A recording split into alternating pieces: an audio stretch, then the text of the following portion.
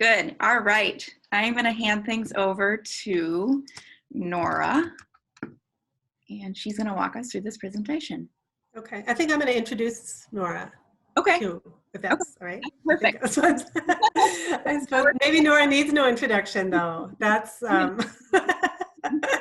entirely possible. But for those of you who don't know Nora, I just want to tell you she's a caregiver, a founding member, and now the general manager at Capital Homecare in Olympia, Washington. And again, like probably a lot of people at this conference, Nora started her caregiving, caring for a family member, and started from that beginning as a young person, pre-millennial even, but from high school, started a career in caring. She's managed group homes for adults with disabilities. She's served on human rights boards. She's worked with kids. And all of these experiences really came together in the founding of Capital Homecare and the opportunity to really put together the idea of equitable jobs and exceptional care for vulnerable people in the community. And both those things came together in one job in the co-op, and Nora said, I'm there, and here she is. So we're really happy to have her presenting. And just in case things get boring, Nora also plays the ukulele. So that's not that they're gonna get boring, but just to know she's got some other talents as well as being a caregiver and leader. So Nora, go, please. Thank you so much, Margaret. I do have my ukulele and a tiara handy for if I notice everyone getting bored. So don't worry, we do have a backup. I really appreciate the introduction, though. This is one of my favorite things. Like, I've been coming to this conference for a few years, and so even virtually, it's just awesome to be part of this super fantastic community.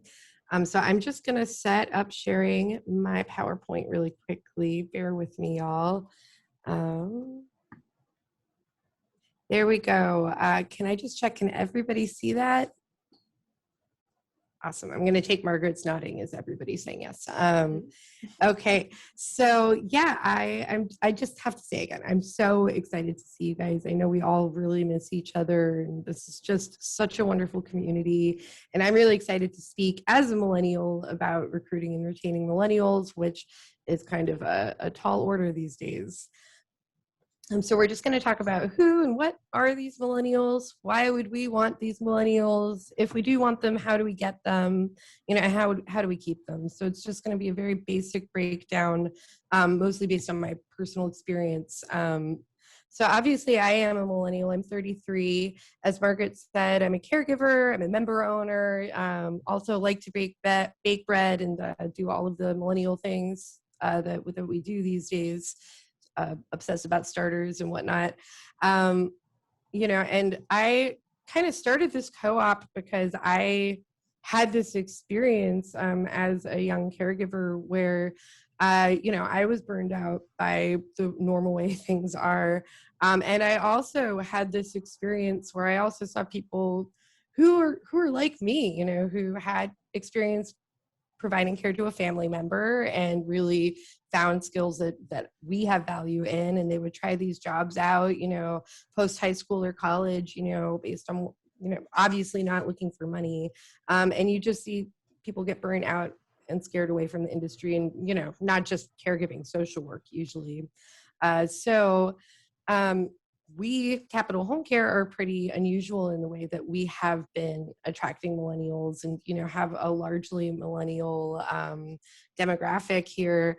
And again, I think that came out of my goal to create a home for millennials, something that wouldn't burn them out and scare them away, but would give them pride and make them want to stay.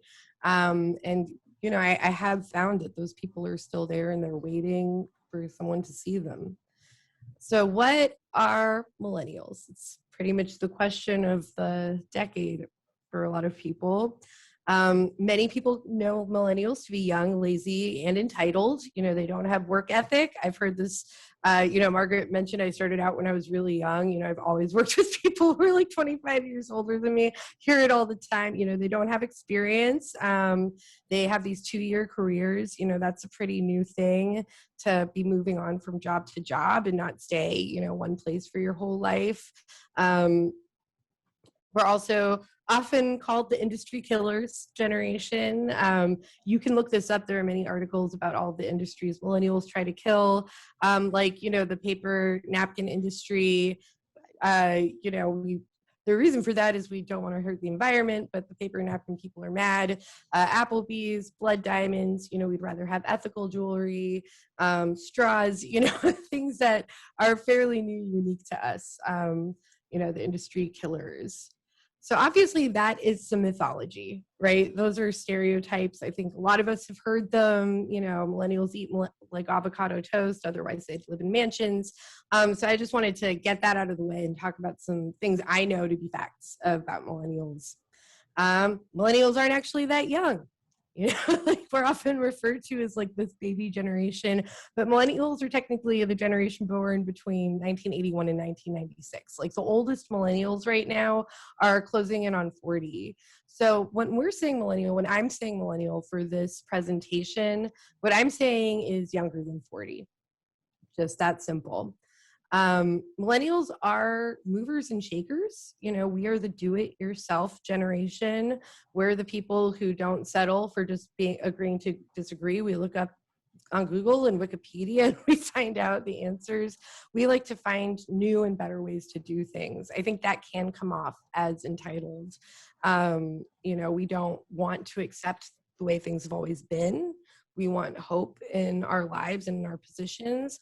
And again, we like to do it ourselves. We like to look on Google and find out the best way to open a pomegranate or a cooperative.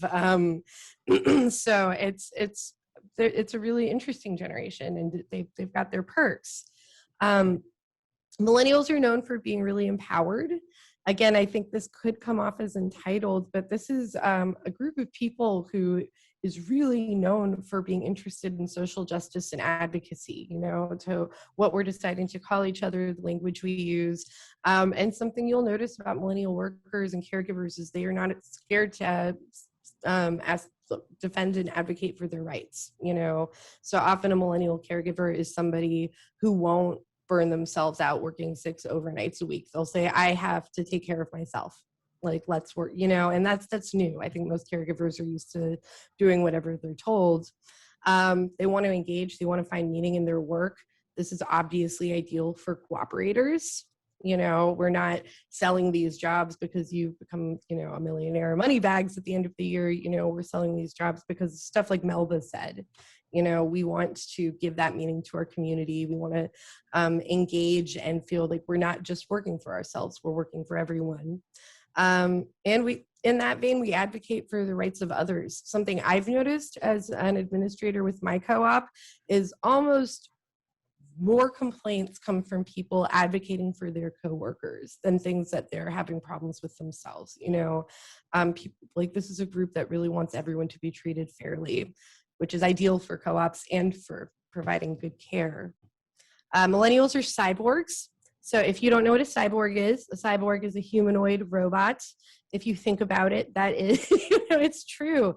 I wake up and I'm doom scrolling from second one. We really are a group that, as we get younger, we have more and more skills with this technology, which is taking over the business world. And it's an asset if you treat it that way. They're bringing skills that there's just no way that I'm 33. I'm an old millennial. I have to recognize where even my limitations are when I'm talking to someone 10 years younger than me, because what they've been exposed to is a different language. So why should we recruit these empowered, outspoken, people who love looking on Wikipedia and doing it themselves? Like, why do we recruit these millennials? So younger people do have their advantages, right? Younger caregivers tend to be flexible. They're much more comfortable doing overnights. They're less likely to have kids. It's often younger people who are looking for those flexible schedules, like maybe they're in school or maybe they're bouncing through a few different jobs and figuring out what they want to do. They tend to attract other young caregivers. Just as caregivers trust caregivers, millennials trust millennials. If I hear from a bunch of millennials, that's the best caregiving job around, I'm going to listen to them. Millennials tend to be open-minded. So this kind of feeds again into the idea that Millennials don't want to accept the way things have always been done. You know, they are much more comfortable learning an alternative system like a co-op, you know, and that's a benefit. I'm going to say it again, we are cyborgs. We are, you know, humanoid robots. So we bring tech skills, an ability to interact with the virtual community that is very, very important to how business is developing right now. You know, especially with coronavirus, we have fast tracked, you know, into this virtual world, which is still new to care. And millennials are really good at just stepping into that and figuring it out. Another thing to consider as business owners, members of your co-ops, is the caregiver workforce is rapidly aging out. On average, caregivers are 49 or over. That's not crazy old, but 37%, nearly 40% of caregivers are 65 years or older. You know, these are people who don't want to work for the next 30 years full-time doing overnights, you know, and we need to keep that in mind. This means that we just need to accept home care, probably caregiving agencies across the board are not good at attracting millennials. It's not a skill set that we have. I would say most home care agencies, when COVID hit, we're still using almost all paper systems. The caregiver shortage is only going to get worse if we don't get better at attracting millennials. So we're already dealing with the recruitment crisis. We've talked about this all week. It's getting worse with COVID. So we need to think about these strategies. You know, these are people we need. And a really important thing about that is, again, as business owners, we want to think about succession planning. I want someone to be hired as a caregiver who could not only be a board member, but could be a long-term leader for my co-op. That's an ideal, right? You know, so when we're talking about hiring younger people, we're thinking about the longevity of our businesses. So how do we recruit them? You know, this elusive avocado toast eating, industry killing bunch, you know, where do they live? What are they looking at? This has been my experience, and I fully believe this. Melba really pulled this home today with her wonderful presentation. You know, the co-op difference attracts people who want better lives. You know, and that's millennials. It attracts millennials. We offer what they're looking for. We offer that empowerment, those professional development opportunities, that personal growth that comes with not just having a job, but having, you know, a family and a business.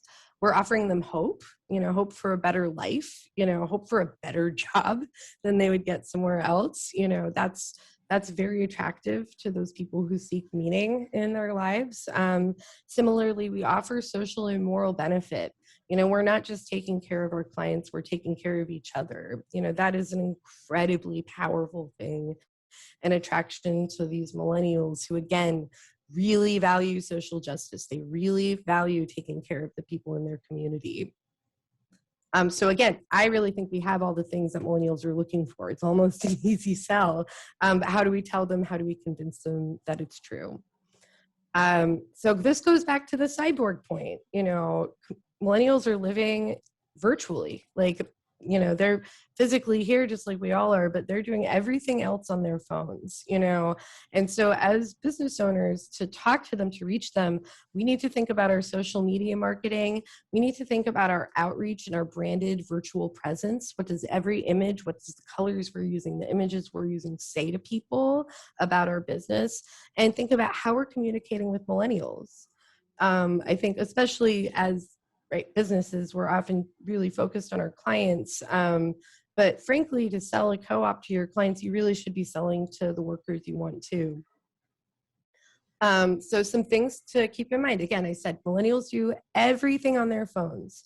You know, I find my menu for my food. You know, I talk to my loved ones and my family. I find out answers to my questions. I do my taxes. I often do my grocery shopping. You know, I can apply for jobs. I can fill out disability. I can do anything I want on my phone. And that is what millennials are doing. So, you know, these are people who, if they see an ad for a job, you know, pop up, they want to be able to click a link, have it auto fill out, have it take, 5 minutes is a long time. You would want it 2 minutes or less, you know, so are you doing that, and how can you get there? You know, how do you help them feel invited into your business in the millennial way? Branding is really huge. You might notice even with this presentation, CHC is putting so much effort into having our colors and the fonts we use and the pictures we use tell you a story apart from just this presentation. You know, think about that. What are you learning about our agency just from the way we're presenting to you virtually right now? And then remembering that the virtual community, it's not just like logging into Facebook or Instagram. It's about treating it like there's an actual living, breathing community online where millennials live. And how is your business a part of that community? You know, who are you engaging with virtually and how are you showing that? So again, I said millennials attract millennials. Something I've found very, very successful in attracting millennials is engaging my members who are millennials. You know, it's really, they have the skills. You know, I'm really good at putting together a graphic post, but over the past year, I've had to like pass the gauntlet to some people where it's just like, oh my gosh, what she's able to do is just a skill that I don't possess. I wasn't raised with that. Market your job in millennial hubs. You know, again, you can do a post on Facebook or Instagram, but millennials like stuff like mutual aid groups and local buy nothing groups and, you know, different ways, like different engaging with other nonprofits in your community. And if they see you engaging online, you know, they're going to want to engage with you too. So hone your message. Like it's, as I mentioned before, we put a lot of effort into creating consistent branded content, especially since CHC got really put pressure on going virtual and focusing on really attracting those millennials. And so I just wanted to show you some examples of our social media posts. So these are just, we did these to show like we're interacting with other communities. We love our co-op, we celebrate each other. This is a Facebook post that went up a few weeks ago after we got our N95 fittings. This is another Facebook post we did recently when a bunch of our caregivers got vaccinated. You know, so just looking at these, what do you think you're learning about us? This is a post from when the beginning of COVID happened. We partnered with a local startup called South Salish Mighty Masks and helped distribute masks in the community, and they donated a bunch to us. So we really promoted that in a bunch of different groups, in a bunch of different social media venues. These are the types of posts we're doing for to try to just directly get applicants to apply. And this is just one of my favorite ones. Clarissa just made it. I mean, who doesn't love Oprah? I just want to look at her wearing my logo forever, honestly. So that's just a favorite. So we don't have a ton of time today. Otherwise, I'd probably try to do a discussion. But what I'll ask you to do is, you know, just thinking about those posts, you know, besides the obvious specific content, what have you learned about the culture of our agency? What do you think a millennial would see and think about what it might be like to work here? You know, and that's, you know, we're not just doing one post after the other. We're thinking about a whole image.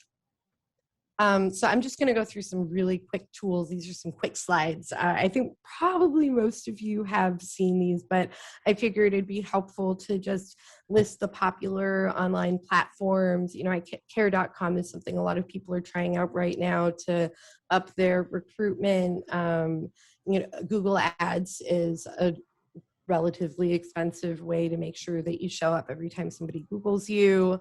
And then just some tips that I know attract me as a millennial is it's really good to be goofy and to engage with other co-ops. Like something CHC did is we partnered with all of the other Washington Homecare co-ops and created a video, and that really enabled us to do a much faster marketing push for much lower cost.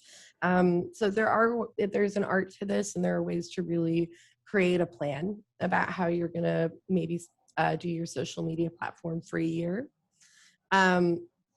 I also just want to say I made this presentation. I make everything on Canva. I am not a sponsor for them. I'm not getting paid for this, but they have thousands of free images and templates, and they can do specific social media posts and Facebook posts, and you can do presentations and flyers. So it's just a great tool to have if you're starting to really explore this a little more.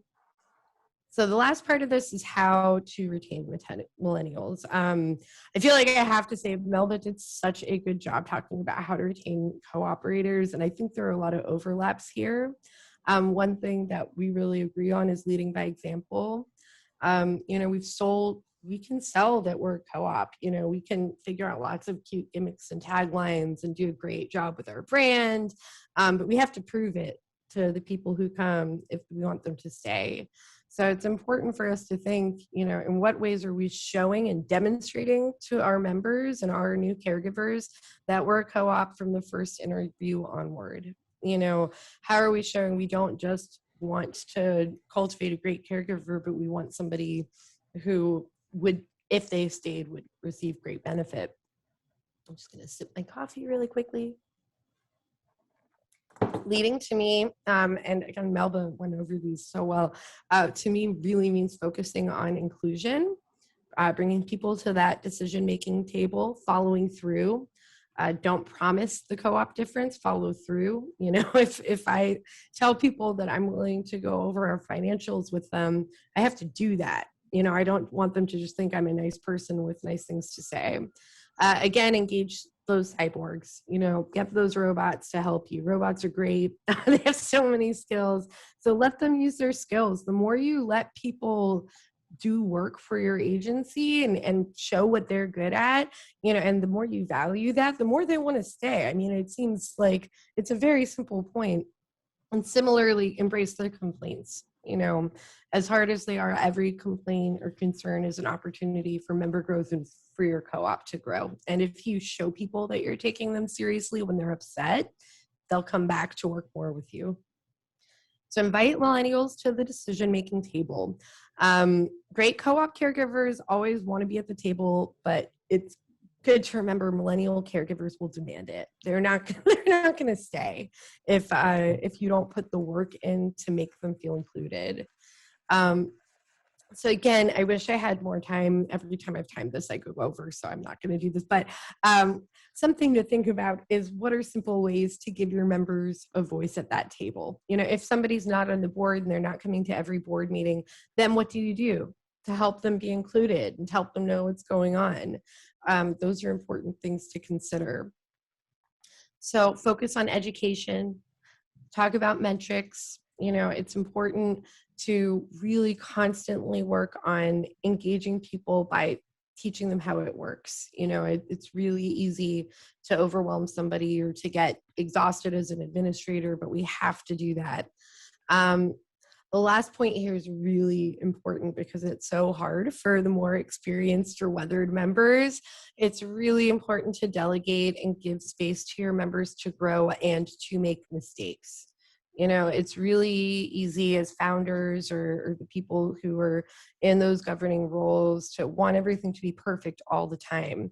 But first, the people in your business won't see what's at stake. If they don't see the outcome of decisions that they make, they won't see their power, and it's really an exciting thing when that connection happens for your members. That is a really important way to help your millennials stay. So I just thought I'd give some really quick, before we finish, examples of just ways that we've brought people to the table. This is Vanessa Bacon. For those of you who went to the conference 3 years ago, she's one of the founding members of CHC as well. And she's an amazing caregiver. And I worked on her like crazy to try to get her to join the co-op with me. I'm a good salesperson and I could not figure out what I had to say to get her on board. But I knew she loved design. And so I invited her to help come to our board meeting and help create our first logo. And that act, just being involved in something as simple and beautiful as creating our first logo, that really opened the door for her. She ended up caregiving with us. She ended up being on the board. She ended up then spearheading, having our whole board start a new logo and really rethink our branding, which we did last year. So we've seen there are ways that you can include people and give them power at the table that is also just beautiful, right? Another example, this is someone that I love to brag about, is Clarissa Magditch.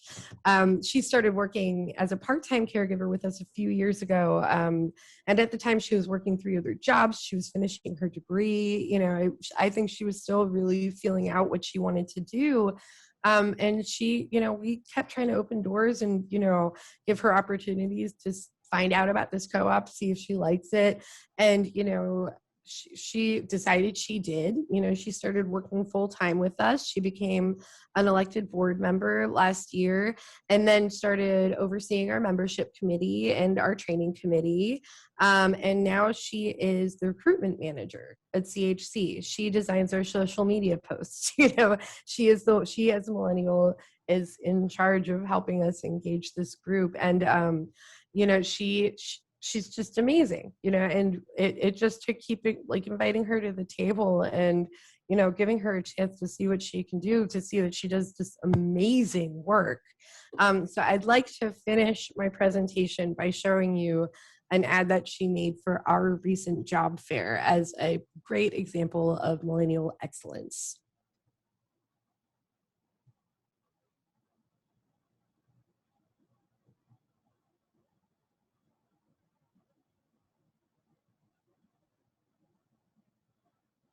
Oops.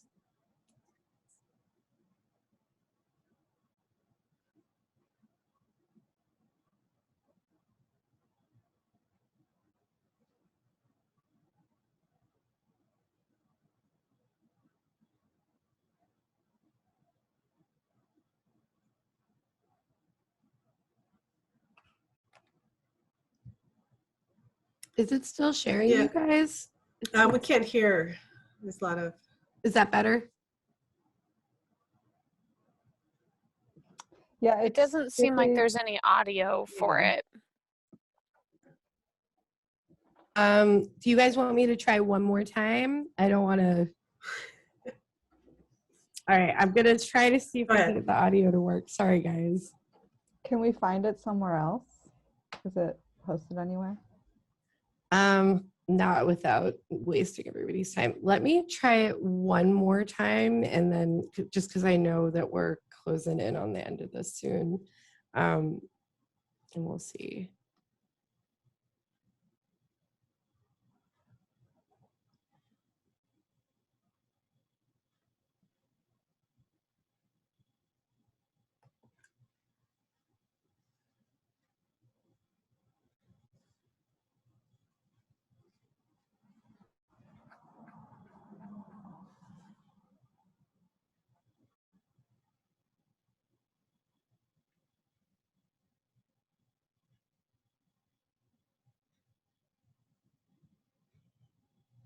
So Nora, we Yeah. can't hear it. Yeah. We can't hear anything. Darn. Okay. Yeah.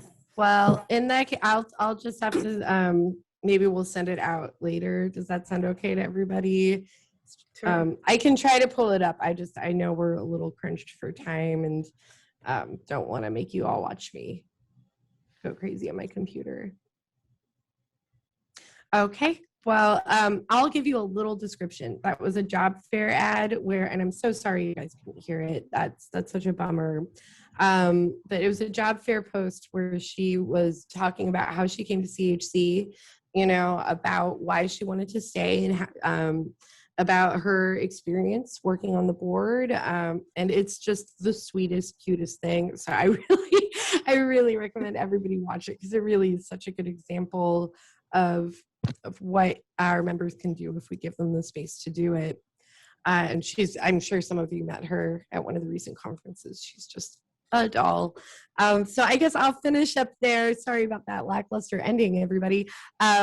Just by reminding us that by investing in these millennials, we're growing in the right way. If we're selling the the cooperative difference, if we're doing the work to advertise, how well we treat our workers, that's really, that's what we're about in the end anyway. Like there's recruitment on the line, but we also are trying to create the best, most cooperative jobs, better than anybody else. And I think this is the way to go. So that concludes my presentation for today. Thank you, everybody. Okay. Hey, can somebody, I'm going to monitor the questions in the chat, but can somebody with authority tell me how much time we have? Are we going to end at 5 after or on the hour? Or? So we're aiming for 2, Margaret, but we have a hard cutoff of 2:05. Okay, thank you. All right, we have just a few minutes. So there's one question, Nora, in the chat. What do you think motivates millennials to work with older folks, with elders? You know, my personal feeling is the social moral benefit is just huge. You know, like if you're talking about like, because the choice if you're talking about wages or benefits, it's like, okay, well, it's like this or McDonald's, you know, or something like that. And so it's definitely not because it's an easy job, you know, and it's definitely not because it pays well. I really think the meaning of the job, you know, kind of like Melva was saying, like the feeling of giving back, of creating better jobs is a real attraction. Okay. Someone else had a question. Do you find that most millennials like you had experienced caregiving for their families, and that's kind of how they come to you, or do they come to you because you know, they want a place with a social mission, or what do you find are kind of the most frequent motivations for people? We have seen a lot of younger people apply who, like me, were taking care of family members and kind of saw it as a skill that maybe they developed in a less professional setting that they wanted to explore. So I think that's definitely a big one. One thing I can definitely say is most of the applicants that I see, especially who are kind of millennials, like raring to go, you know, it's people who've been doing interesting work already too. You know, a lot of the time I see people who were preschool teachers or, you know, worked with people with disabilities for a while, you know, so it's a type of work that's attracting them already. And God, I'm really like, it's such an interesting question because I can only think experientially. You know, I think it's, yeah, I mean, I think it's one of those jobs where you don't feel morally compromised, you know, like, and gosh, I want to think about that more, but it's a great question. Great. Okay. And just, we do have a couple minutes. If anybody has any questions, just put it in the chat. I had a question when you talked about how you attract from the first interview kind of onward. I mean, how do you position yourself? So I thought that was really interesting because we've kind of heard a little bit about like, don't overload people with too much technical stuff about the co-op, yet you don't want to just, you know, have it be absent from your discussion. So how do you choose, or if you're going to interview somebody, to say just the right things about the co-op that will move them to the next stage? I usually will focus on talking about inclusion, you know, opportunities and things to look forward to, you know, like, so I'm not trying to explain like board governance or, you know, dividends on the first day, but I will often talk about like, hey, these are the committees that we're doing. And, you know, if you've ever thought about training, like our training committee is really trying to push people into trainer positions as another way to earn revenue, you know, professional development, more stable money, really easy sell, but you have to engage as a member, you know. So I will often talk about opportunities that way. I especially, you know, I know Kippy Waters talked to me a lot about this when we first opened.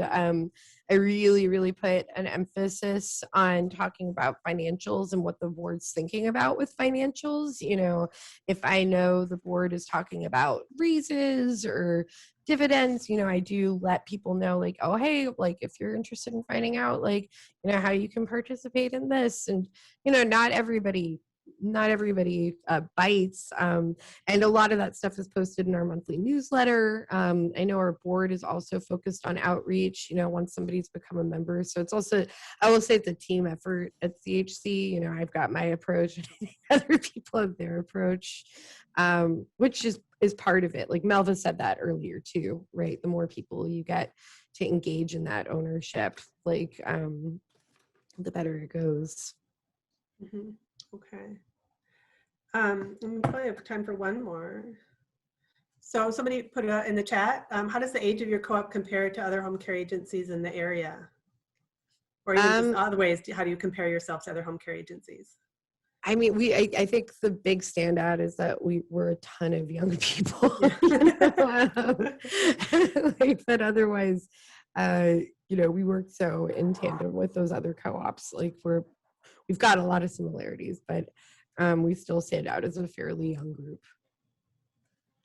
Cool. Well, if anybody has any last things, we're on the hour. So Liz, should we just leave and go back to the main room? Is that what we're all supposed to do? Yep, that's what I was just going to hop on. Just say thank you both. That was an excellent. And thank you, Nora. That was just excellent, really excellent. Oh yeah, thank you all. It was a pleasure. Yeah, so we do have a bit of final programming to wrap up the end of the day, and actually the end of our conference this week. And it's going to take place back in the main room that you left to join this separate session. So you're going to need to hit leave this meeting and then find that meeting you used to join the main session this morning. And that will get you all back together in the same room. So we'll see you over there. Thank you. All right, thanks.